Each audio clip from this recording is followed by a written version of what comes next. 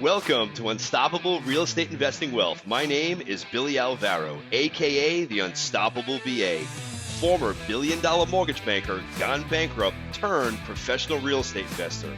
Where each week you'll learn the tools, strategies, systems, and secrets myself and other highly successful real estate investing entrepreneurs use to start, grow, and scale their businesses, creating massive profits, and how you can too. And we'll teach you how to put those profits to work so you no longer have to. Get ready to finally experience financial freedom and generational wealth. Now let's get started. What is going on, everybody? Welcome back to another episode of Unstoppable REI Wealth. You know who I am, the Unstoppable VA, sitting here in sunny PR, chilling out. I'm going to be interviewing a friend here, Biel. Alan is from Texas. All my exes live in Texas. I'm sure you heard that one before. Alan and I met at one of our masterminds, multipliers. Alan, welcome to the show, bud. Billy, how do I top that intro? That is unbelievable. I don't know if the cars are sexier or if it's your guns. I mean, the gun show is out. Damn, mixing it up. Yeah, I got nothing. I mean, I'm not even going to lift. Yeah, no. You got a good background though. You have the water in the background like I do. I'm loving it. There it is. You got a nice lake in the back there. Perfect. Where are you at today? You said you're at your second home in the mountains at the lake house. Yep, at the lake house. We got some vacation rental properties. This is one of them that we've been blessed to purchase a couple years ago. And I was going to mention that, Billy. I mean, I'm at the multi-million-dollar lake house, and where'd you say? Puerto Rico. Puerto Rico for a month. Yeah. I mean, we're struggling, I mean, this is how snobby, how arrogant does this feel? Yeah. You know what though? We've built it. We've worked it. We set up the people and the systems and the processes. And, I think when you really invest the time on building it out, your business then over time can serve you. And then you have more time to do what you want to do with whom you want to do it. And then you have time to give back. In the beginning, you give back a little bit of money and a little bit of time, but as you gain, you're able to give back a lot more. I think we're both in that position now in our lives where giving back is like an important thing. I completely agree. I feel very blessed. I also feel, I don't know about you, a lot of times I feel almost an obligation, number one, to give back, like you said, and that's probably, I enjoy that the most with all the coaching that I've done. But then also I almost feel an obligation to continue with what we've been given, right? I mean, that we've been given different resources, money, time, all that stuff. And it's like, man, I feel an obligation to keep that going. Agreed. You and I have a lot in common besides the fact that you were a tennis pro. I can tell you that I have 2 left feet and 2 left arms, the worst in sports. I look like a sport guy, but Alan, I got to tell you, I am a pansy when it comes to sports. There's no way. I'm not buying that at all. I might be embellishing a little bit, but I'm bad. I'm not that good. But so you were a tennis pro for 6 years? Longer. Yeah. Longer. Probably, what's the math on that? Almost 15, probably. No shit. Yeah. And you got into real estate investing how long ago? So I always did real estate on the side. You don't necessarily make, a fortune as a tennis pro. It's like that in most sports, right? Unless you're at the very top of the top, you're not really going to be making it. So usually people are doing something on the side. And for me, a lot of times that was real estate. So my wife and I, we flipped our first house in 2005, beginning of 2006, we sold it. And then our first rental property was purchased in 2007 with some of those proceeds. Nice. And then we all know what happened in 2007, 2008, 2009. Crushed. We all got crushed. Was able to somehow ride that out and ended up by 2009, 2010, 2011, still had several rentals that were doing actually pretty well. And in fact, I was listening to a thing on this the other day. The rental market actually did okay because so many people got, they needed somewhere to live. And so the rental market was okay, not great for people that could hang on. And I know you have that's a big part of your story. I know that was a big part of my story as well. Yeah. Was that time period. And then by 2011, 2012, I mean, that was about the time where I feel like we could have retired and just lived on the passive income. Nice. And then it became, okay, I'm enjoying this whole tennis pro thing. I was doing some coaching. I was doing some other, stuff with tennis and doing real estate on the side, and really got to the point where I was thinking, okay, I dreamed about this. I dreamed about, especially coming from the background I came from, never been given a penny.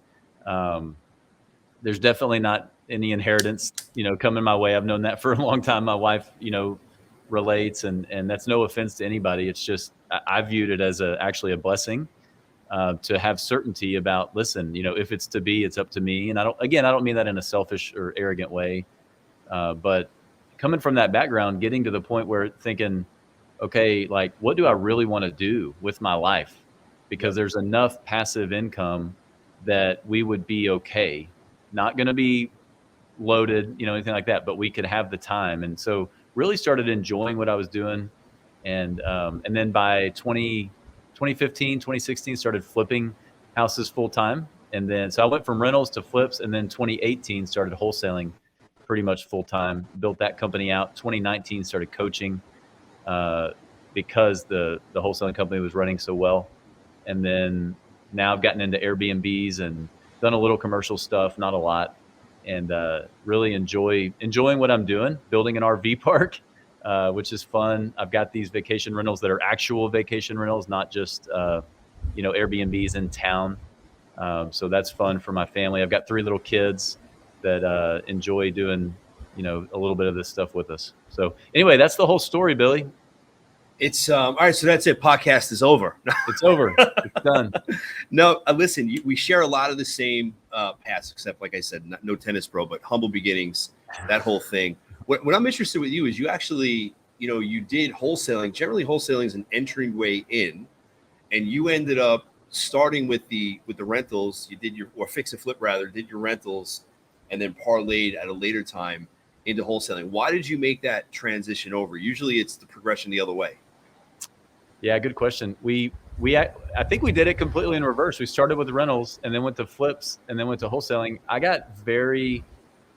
never, as someone who had rental properties and played the cash flow game. So I come from the old school Kiyosaki, playing a cash flow game. I read Rich Dad Poor Dad in, I think, 99, like fall of 1999. I was a freshman in college, and kind of got a seed planted to play the cash flow game and did that. And then never thought I would sell anything. But in 2016 or 2015, I don't remember, I sold one of my properties and I thought, well, that wasn't so bad. Nice little chunk of change, right? A little nice little six figures back to me. Yep. And as opposed to the slow trickle, we all know how that goes. Yep. And so I thought, well, that wasn't so bad. And then now I will say, a year later when the tax bill came and I had to recapture all the depreciation, I didn't know what recapture meant. And I don't think I knew what depreciation meant either. So figured that I remember sitting there asking the accountant, like, what just happened? But anyway, then sold another one. And so it started actually just renovating my existing properties that I had already had and selling a couple of those. And I thought, well, this isn't so bad. Maybe I should just start flipping. I enjoy renovating houses. And so started flipping full time at that point. And after about a year and a half of that, I had these 2 little kids. I had 3 little kids, but 2 of them, our twins, were like a year and a half old. And I remember thinking, like, I'm flipping houses in my own backyard. There's no reason for me to not be around my kids more. But a year and a half's gone by, and my little twins are a year and a half old, and I feel like I've barely seen them. And that was not good. So I was pretty burnt out at that point, and actually was making a good amount of money flipping houses. But at that point, that was the end of 2017. And I said, there's got to be a smarter way to do this. And I said, in fact, I'm going to go back to my roots. I'm going to go back to, so I've read, over 1,000 books and all this, but I'm just thinking, I got to go back to the beginning. And I just went on, started searching I'm like, there's this podcast app on my phone. I'm just going to search podcasts. And there's got to be people that have figured this out better than me. Why am I trying to reinvent this? And everything I've ever done, I've found the smartest people that have already done it and just copied them. And through that, that's what smart people do, Alan. Like, They look at who's been there before, who's cut the path, look for the shortcut. And I know people say there are no shortcuts, but if you're learning from somebody else, that in and of itself is a shortcut, because you're creating time by learning from those in front of you. So smart man. Yes. What's the old saying? The only thing better than experience is other people's experience, right? So learn from other people's. Well, unfortunately, I'm afraid I did it the wrong way, because I had to beat my head against the wall enough. But then through listening to a couple of podcasts, kind of got into somebody's funnel, right? Which is funny now, because I help people build marketing and sales funnels now. But got into somebody's funnel and ended up joining my first mastermind group. Quite frankly, I wrote a check for $25,000. Didn't even ask if there was a payment plan option. Just went for it, and on faith. And a couple of weeks later, went to my first mastermind event. This sounds crazy. I was just a guy that had always kept my head down, did my own thing in my own backyard with real estate, and I was happy to kind of fly under the radar until that point. And so I really had never even heard of mastermind groups. Didn't know, of course, from Think and Grow Rich. Napoleon Hill was talking about that word mastermind way back. I don't know that he even meant by it what we all do, right? But necessarily. But I'd heard of that, of course, from Think and Grow Rich, reading that book several times, but never heard of real estate mastermind groups. And joined my first one, and it was maybe 2-3 months later, I said, it was immediately. I said, I don't know what these guys are doing with this wholesaling thing, but I'm in. I'm like, if I can flip houses the way I've been flipping houses, if I could expedite that, I mean, I'm already enjoying flipping, where I'm making 6 to 7 years worth of profit in 6 months. So I'm used to rental property. So I was already enjoying flipping. I'm like, if I can take 3 to 6 months and move it down to 20 to 30 days, I'm in. And all the rehab and the risk and the projections and all that stuff with flipping. So did that. And like I said, within the first year, I think first year of wholesaling, we did it right at 1.1 million in collected in revenue. And then I think within 18 months, we were over, I know for a fact, we were over 2 million in the first 18 months. And what year was this? 2018. Yeah. From March of 2018 until the summer of 2019. All right. So let's dive into that, because that's, I think, going to be the whole premise of this show. It's giving back, teaching people about the tools and the tips and tricks, but also showing them how to start, grow, and scale. So you really quickly started, grew, and scaled within an 18-month period to go over $2 million in revenue a year. What did you do specifically? Like, how did you go about setting it up that fast? How did you scale it like that? I mean, what do you want, the Sunday school answer, or what do you? I want you to be real, man. I want you to be real. Well, the real, at that time, I had a business partner. We partnered up just specifically for that business, and we both had pretty fast motors. I had more of the background of real estate, and he was a bit younger, less experienced, but a strong motor. And we understood enough about marketing and sales. I'm like, from day one, we're like, this is just a marketing and sales game. I'm used to buying properties off the MLS, or I'll source my own deals, but not at scale, right? I can source deals, but not 8 to 10 a month. And so I'm like, but if I can, I know how to do that. So, and I know real estate. So hiring and training acquisitions, dispositions people was not terribly difficult, just because I can teach them the real estate part of it pretty quickly. We can figure out ARV, max allowable offer, max allowable wholesale offer, et cetera. Like, I can train them up in my sleep on that stuff, because as a flipper, right? Like, we all know, as a flipper, you can't be wrong. You cannot be wrong on that stuff. That's what's funny. People are like, it's so hard to evaluate deals. It's like, not if you flipped very much, because you can't be wrong. You won't be a flipper anymore. Yeah, you'll be out of business quick. You'll be out. So anyway, we had that part of it, understood a little bit, like I said, enough about marketing. And, so then you start, okay, we got direct mail, we got cold calling, we got SMS, RVMs, voice broadcast, PPC, SEO, Facebook ads, right? There's all the ways that we all know how to do things. Which ones are we going to turn on? And we kind of got obsessed with a feedback loop that we learned. So early on invested a lot of money into coaching. So that's the other if I'm being totally honest, we invested more money into marketing and coaching into those two things than anybody I'm aware of Yeah, at smart. that early of a stage in the game. I mean, virtually everything was invested. The only thing we didn't invest into marketing and coaching was hiring our first lead manager to start answering the phones, because that was driving us crazy. And then very quickly, not even a month later, hired acquisitions out. A month after that, hired dispositions out, and a month after that, hired a transaction coordinator, and Quick. had our little skeleton crew.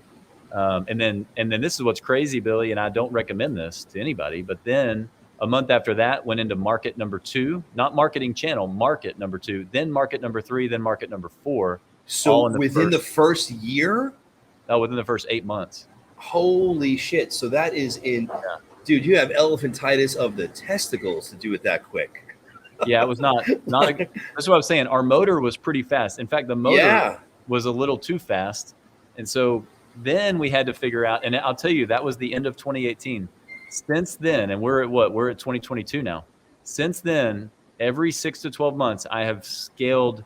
I've brought everything closer and closer in.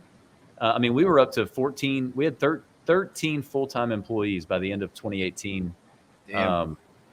And since then, I have spent the remaining years figuring out how can I still have a 7-figure wholesaling and flipping business with fewer and fewer and fewer people, because quite frankly, we weren't. It's like, let's take the markets and the marketing channels and the people of all of the 14 people and of the 6 or 7 marketing channels and of the 4 different markets that we had scaled into. Let's take the best markets, the best marketing channels, and the best 3 or 4, 5, 6 people, and let's bring all those together, and let's focus on wholesaling, single family residential real estate this way, and just do this. And that's when we went up to 2 million. And look, a lot's changed since 2019, and quite not just in the markets and with marketing channels, but a lot's changed with me as well. I do not have business partner as of 2021. And so now, to be honest with you, I've changed some other things, but the one thing that's remained the same is, can I pick one thing that I'm doing and focus on that? And every time I've messed that up, it's never gone as well. And so we hired a mentor, one of our mentors early on. It was a $40,000. This was a $40,000 mentor. He said on my first call with him, he said, Alan, listen, stabilize, then optimize, then expand.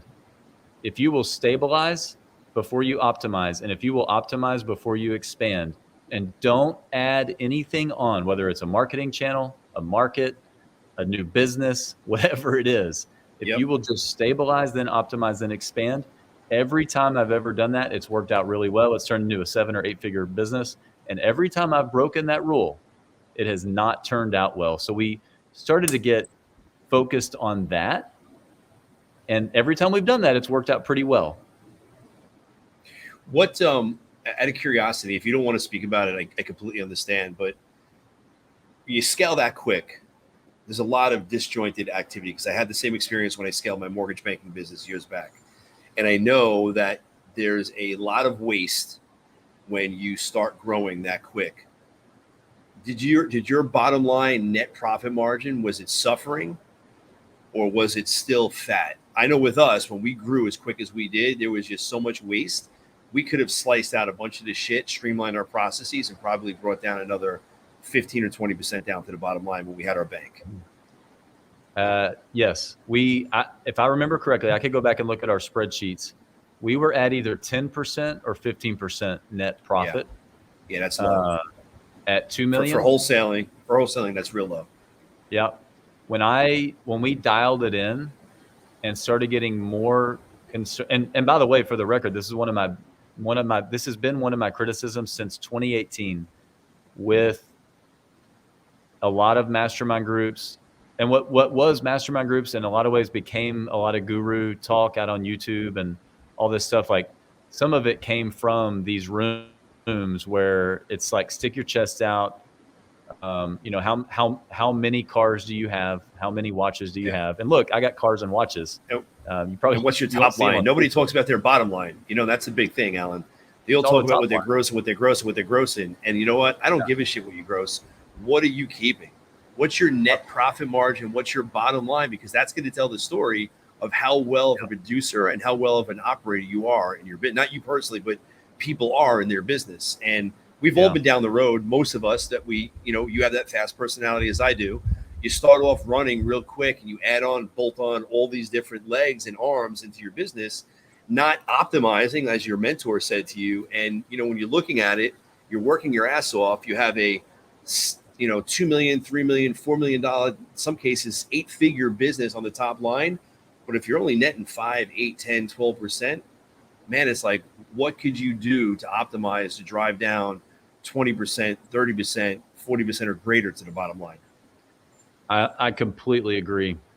So I will tell you by mid 2019, once we figured that out, by the middle of 2019, we had completely changed operations. We changed our vision, or I did. I changed the vision, and changed personnel, and changed marketing, such that our net was up to 45% for the wholesaling company.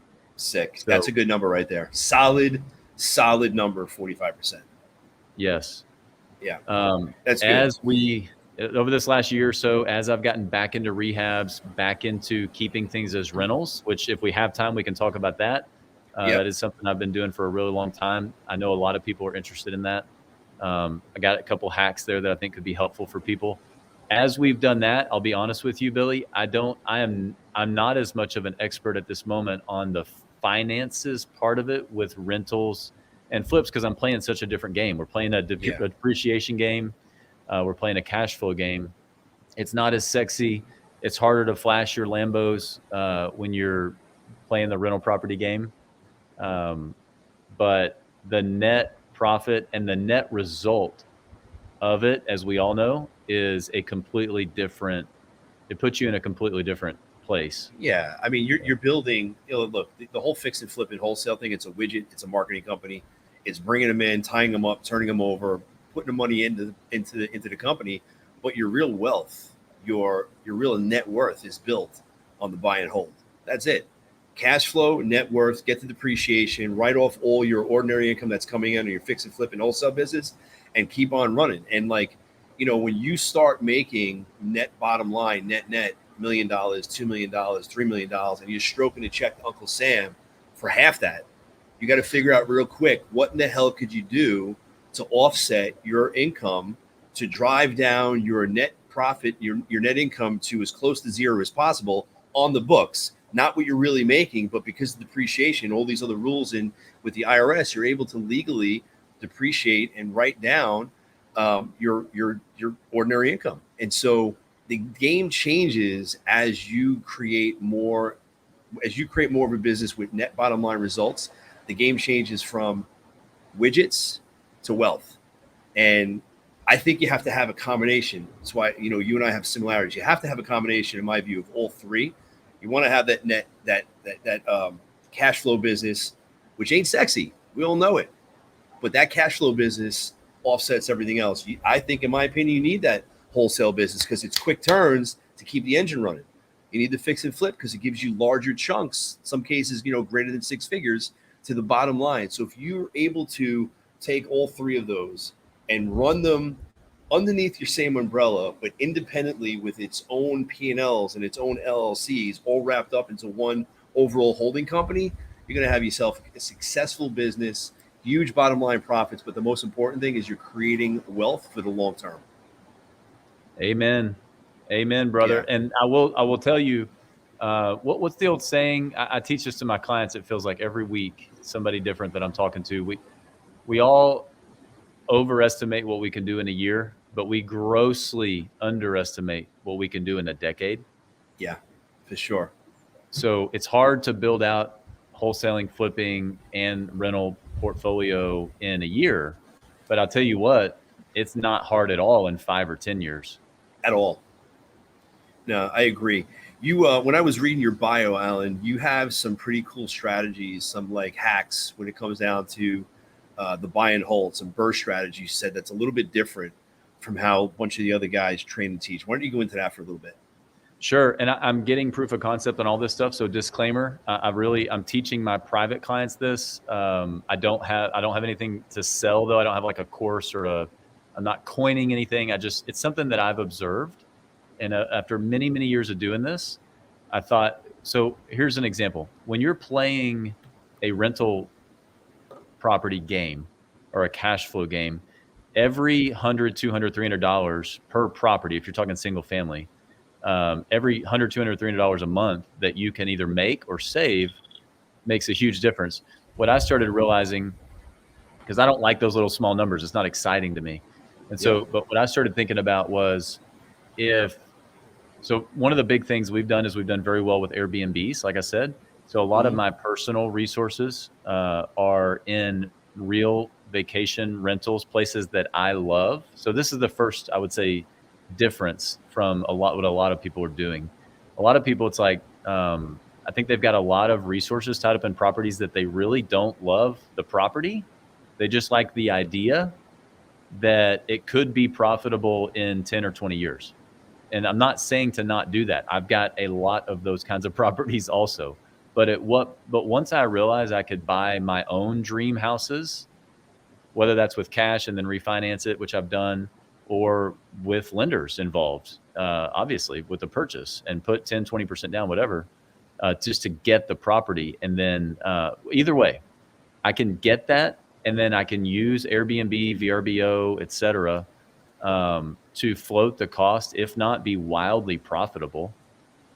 Then, so that's the first thing. If you can make 10, 20, 30% more per year because you have Airbnbs than you would have with traditional rentals, it may not sound like a lot, but that's that's all extra. Your carrying costs are the same. Your carrying costs are what they would have been anyway. If you can, and I'm not talking gross, if you can net another 10, 20, 30% because you play a different game than traditional, that's big because it's pure profit. It's pure extra profit. So that's one example. Another one that I'm doing that I think I was teaching on this a little bit in where we were at our mastermind in Tulum in Mexico. I am amazed at how many, you know this as well as anybody, Billy, there's some major players down there. I mean, we get together, there's some major players. And I am amazed at how many people are not using first position HELOCs instead of traditional mortgages when they're refinancing out of properties. So I started this, I don't know, a year and a half ago with my own personal stuff and with my company's assets, moving into HELOCs. So we can get however deep you want to get into this. It's not a big deal, but I will tell you from talking about this with major investors, they were fascinated with this idea. So anyway, using HELOCs I can deploy my cash. So here's an example. If I've got $100,000, $200,000 sitting in the bank, a lot of people listen to this probably have $50,000, $100,000, $150,000 just from operating capital or whatever. And even if you don't, either way, this applies whether you do or you don't. Either way, if I use my cash to buy a property, renovate it, and immediately call up a bank that I can get a relationship with or already have a relationship with and say, hey, I've got a property that I own outright. You guys don't want to give me a line of credit against that, do you?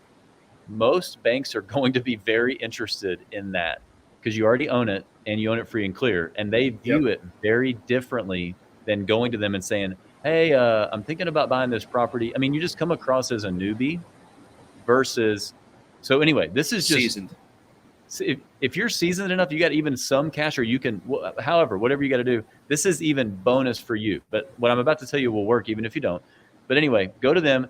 Instead of doing a mortgage, a traditional refi, pull a line of credit on it. And then number one, now I can use that line of credit if I want to, or I can just let my cash sit there and let my cash do its thing and not use the line of credit. And in essence, my same, say, $100,000 that would have been sitting in a operating account or in just a personal checking account doing nothing, earning 0.02% interest sitting in a checking account. Now it owns a property that I have a line of credit against, So I have access to the cash if I want it. I can borrow it at 4 or 5%, whatever the line of credit is, and use it and go buy the next property if I want to, or go invest it in crypto if I want to, or whatever I'm doing. But I don't have to. And if I don't, if I just let that money sit there, then in essence, it's making me whatever I would have been paying on a mortgage, right? It's making me 4 or 5%, whatever I would have been paying on a mortgage. So it's arbitrage. It's a smart way to do things, man. I love it. So little arbitrage there. I also can use this strategy in the middle of, for anybody that's doing an infinite banking, thing with the advanced whole life policies. I can actually move money.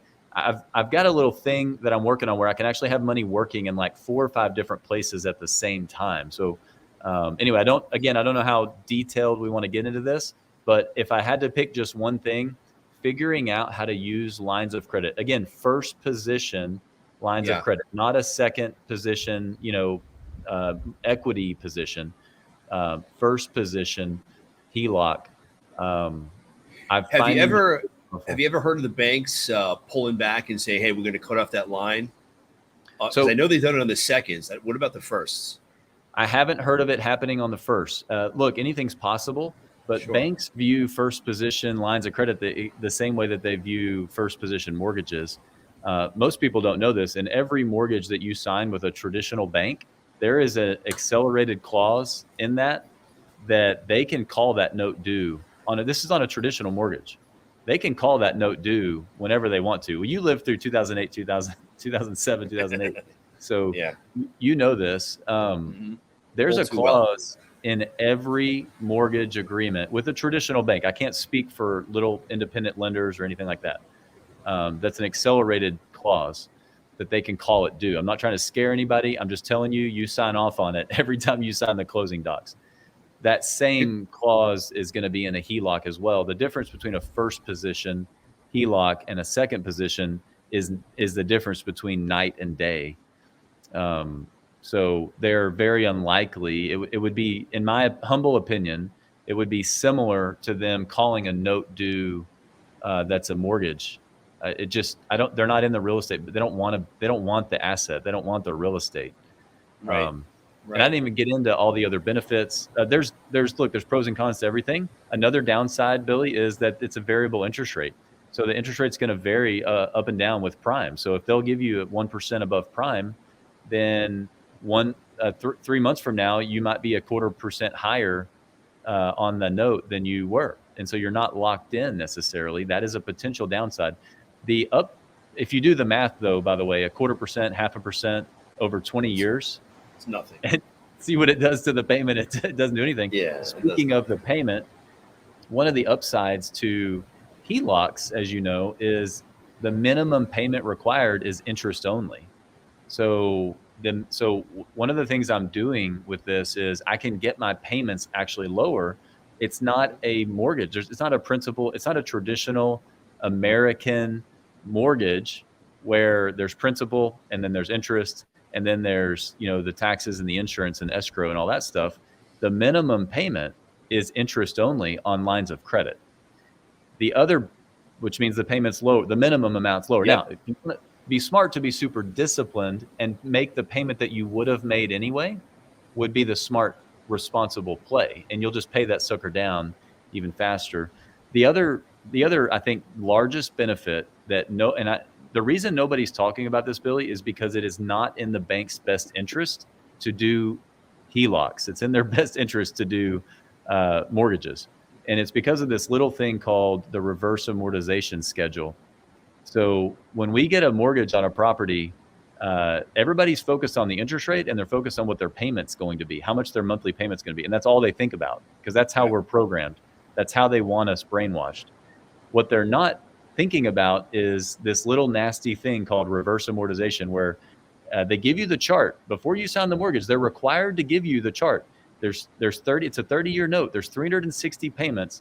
And if it's principal and interest is $1,000, if that's what it is, 900 of that's going to interest at the beginning of that thing.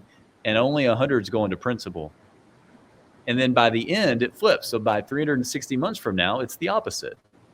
But they make all their money in year 1, year 2, year 3, year 4. They're making all this money in interest.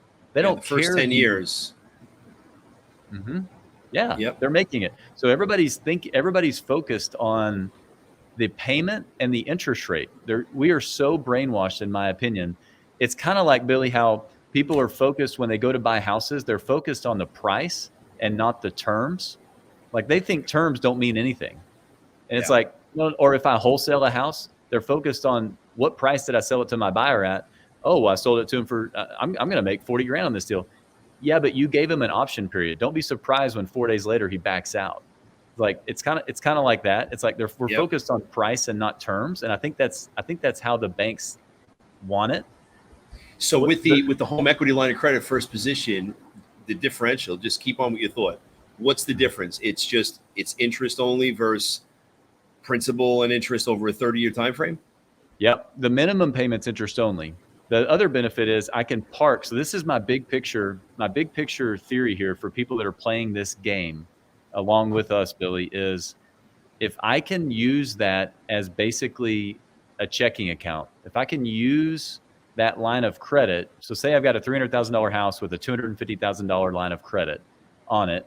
And of that $250,000 line of credit, let's say I owe $200,000. So I owe it's got a $200,000 balance. The line is $250,000. The house is worth $300,000. Just use round numbers. Okay. Yep. If that's the case, if I've got money sitting in all these checking accounts doing nothing, why not take all that money and park it on that line, in essence, lowering the balance? The payment is based on what the daily balance is. That's the difference that I wanted you to hit on. That's the complete difference between a fixed 30-year note versus a HELOC. You're paying interest off of what the actual balance is, not what you originally take the note out for. Yes. Yeah. And we can play this game again and again and again. So I'm up to, I think I've done 9 of these just in the last 60 days. I've done another like nine different properties on these where I can play. So here's the other thing you can do, Billy, for people that are playing the rental property game. Okay, now that we've got the basic concept of HELOC versus mortgage, what if you could get 9 of these things on 9 different properties to where your payment's less than it would have been? Your minimum required payment is less on all of them. I can go minimum payment on the first 8, and then I can take all that extra cash flow that I'm now getting, and I could park it on number 9 to pay off number 9 that much faster and start a much faster debt snowball, if that's the goal, is debt payoff. So that's another way people could use this. Really, the sky's the limit. I would say the big picture, Billy, though, is the ability to pay it down quickly. But if you want your cash back, you can have your cash back. You don't have to decide. And we've all been there if we've had rental properties. Like, should I go ahead and pay this off early? Man, I'm getting killed on interest. Yep. You know, can I pay this off in 10 years instead of 20 or 30 or whatever? Well, every time I have to make that decision, I'm not going to get that money back unless I refinance this whole property again and spend another $3,000 or $5,000 refinancing it again to get my money back. That's a killer hack right there. That whole first mortgage HELOC, and it's such a simple freaking concept. But I mean, I owned a bank and I never even thought about doing it the way you just described it. Well, it's not in your best. It's not in your best interest as a banker because you're going to make way less money. Of course, of course. But the whole house hacking thing, how you're utilizing it to really leverage, it's genius. How long have you been doing that? A couple of years. I mean, really, probably a year and a half. Like I said, I need to package something together. There's so much more you can do with it, Billy. Like I said, a lot of us play the infinite banking game as well, so we can then. You got you got a product there. I hate to cut you off, but you definitely have a little product that you can package and sell and teach. I think so, but at this point, I'm really just wanting to add value. I teach like I said, my clients these things, whatever cool ideas that we're doing that are working. So again, if you have, especially for those of you flipping houses or that have multiple rental properties, if you can make 10, 20, 30% more than you're making one way or another, and if you can then save, I don't even know what percentage you're saving playing the HELOC game as opposed to the mortgage game. But if you weigh all of the pros versus the very few cons, I think you'll find it's probably another 10, 20, 30% that you're saving, and multiply that out over all of your properties. I think it's a pretty big difference. Hell yeah. This was good, Alan. Really good. You gave some solid content, some really good information. And if people want to get in touch with you, how do they go about finding you online? So I'm kind of purposefully not out there very much, to be honest with you, Billy. Like I said, I kind of keep my head down, do my own thing. I'll give my email address. I would give my phone number, but people always say I'm crazy for doing that. Nah, don't give your phone number, man. That's crazy. If they want to email, it's Alan. So it's ALAN at realestatescaling.com. Cool, brother. Listen, it's been awesome having you on. Loved reconnecting with you. We got to stay in touch between the annual thing that we do out in Tulum, for sure. Hey, do I need to get to Puerto Rico, or do you need to get here to the lake? I mean, I would come to the lake for sure, man. And you know what? You're welcome to come to Puerto Rico. This house has multiple units in it. We rented out the whole thing. The kids were here for a week. They just left. So we have the whole place to ourselves now. We're just going to chill out for the next 3 weeks and kind of enjoy the sun and the pool and just enjoy life. Love it. Love it. So good having you on, bro. Thank you, Billy. This was fun. I'll catch you in the next one.